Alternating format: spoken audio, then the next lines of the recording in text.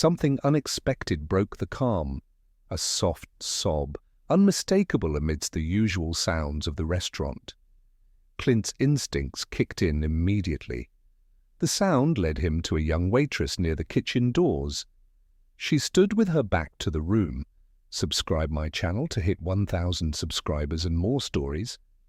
In Carmel by the Sea, a charming little town where faces are familiar and strangers are rare, Clint Eastwood decided to pay a surprise visit to Mission Ranch, his restaurant. The evening had a quiet magic, with streetlights casting long shadows along the sidewalks and the scent of fresh sourdough bread and sizzling steaks filling the air.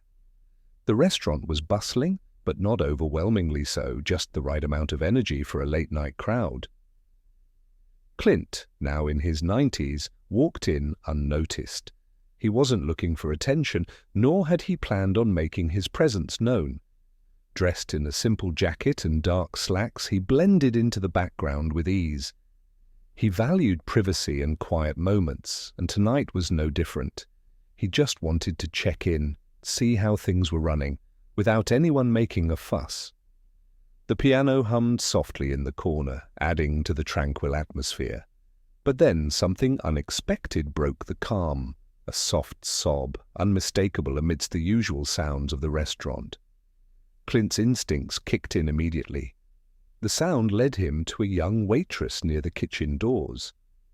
She stood with her back to the room, her hands gripping the counter as her shoulders shook with emotion. Her attempt to pull herself together was obvious, but Clint noticed.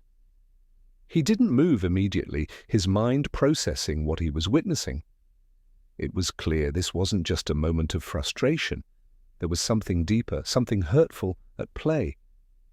Clint observed the young waitress as she tried to regain composure and re-enter the dining area. Her movements were deliberate, but there was something off, a tension in the way she carried herself, like someone walking on fragile ground. She moved toward a corner table where a middle-aged man sat, loudly boasting to his companions. The man's voice cut through the air like a knife, his laughter far too loud, making everyone around him feel uncomfortable. As the waitress placed a glass of water in front of the man, Clint could see her hands trembling slightly. Her posture stiffened in a way that suggested she was bracing for impact, waiting for another round of verbal blows. The man didn't immediately acknowledge her, continuing to dominate the conversation at his table, but as soon as he noticed her standing there, a smug grin spread across his face. He sneered, his words dripping with condescension. "Oh, look who's back."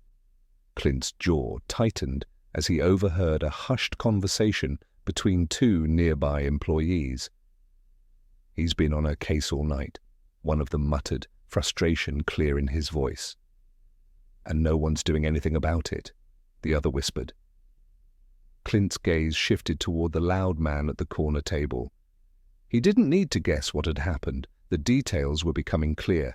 This wasn't just an ill-mannered guest. This man was a bully, someone who used his power to belittle others. The waitress, trying her best to maintain composure, was taking the brunt of it, and no one in the room seemed to be stepping in. Clint knew that wasn't right. He didn't stand for this kind of behavior, and he wasn't about to let it go unnoticed. Clint had seen enough. The man at the table had crossed the line, and Clint wasn't about to let it slide. He rose from his seat, his movements deliberate and measured, and began to make his way toward the loud corner table. His steps were silent, but there was weight behind each one. The room seemed to take a collective breath, sensing that something was about to shift. The man, still in the middle of his boastful conversation, glanced up as Clint approached. He gave a dismissive chuckle. "And who are you?" he scoffed, his tone dripping with sarcasm. "What's this? Some sort of hero complex, old man?" Clint didn't flinch. He didn't need to raise his voice, but there was authority in every word. "Just a man who doesn't like bullies," Clint replied firmly, his voice steady and calm.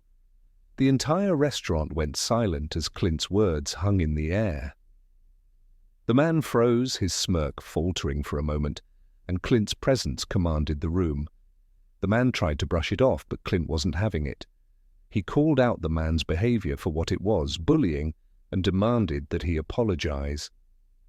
The man sneered, but there was a flicker of doubt in his eyes. The weight of Clint's words, coupled with the entire restaurant's attention, was beginning to crack his facade. The loud bravado was slipping away, replaced by a nervous energy. Clint didn't let up. "You humiliated someone just trying to do their job," he continued. "And now you're going to apologize." The atmosphere in the restaurant had shifted entirely. Clint's steady presence had rendered the man speechless, and the onlookers, who had been passive until now, were no longer looking away. The waitress stood still, her tray pressed against her chest, as the man hesitated, clearly uncomfortable under the weight of Clint's words and the attention of everyone around him. After a long silence, the man begrudgingly muttered an apology, though it was clear it wasn't from the heart. "Sorry," he said, his words forced. Clint, still not satisfied, looked directly at the waitress. "That's not an apology," he said quietly. "You look him in the eye, and you demand a real one." The man's eyes darted nervously as the tension in the room escalated. With a sigh, he looked at the waitress and said, slower this time, "I'm sorry." It wasn't much, but for the first time that evening, Clint could see that it was sincere. As Clint stepped back, satisfied that the moment had been marked, the waitress found her voice, quiet but resolute.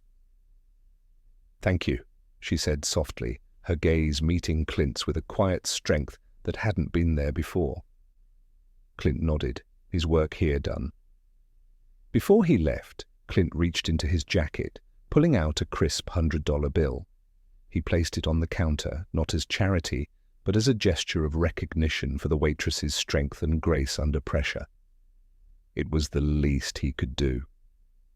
As he left the restaurant, stepping into the cool evening air, Clint couldn't help but reflect on what had just unfolded. It wasn't about standing up for a waitress, it was about standing up for what was right. Sometimes all it takes is one person, one action, to shift the balance. And Clint had just made sure that the scales tipped in favor of respect.